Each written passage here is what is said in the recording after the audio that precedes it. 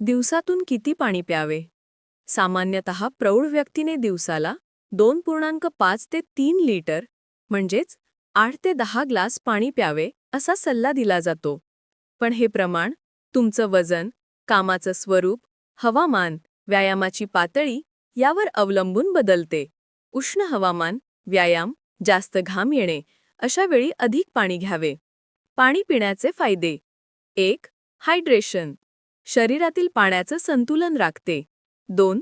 पचन सुधारते.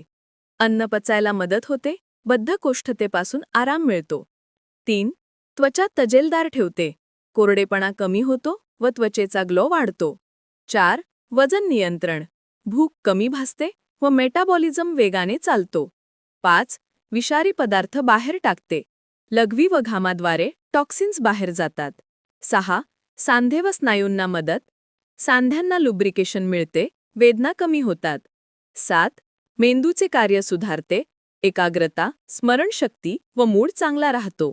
8. उष्णतेपासून संरक्षण करते. शरीराचे तापमान नियंत्रित ठेवते. सोपा नियम. तुमचे वजन किलो भागिले 30 बरोबर रोज प्यायचे पाणी लिटरमध्ये. उदाहरण 60 किलो वजन असल्यास 60 भागिले 30 म्हणजे 2 लिटर पाणी. अशाच व्हिडिओसाठी सबस्क्राईब करा, लाईक करा, शेअर करा. धन्यवाद.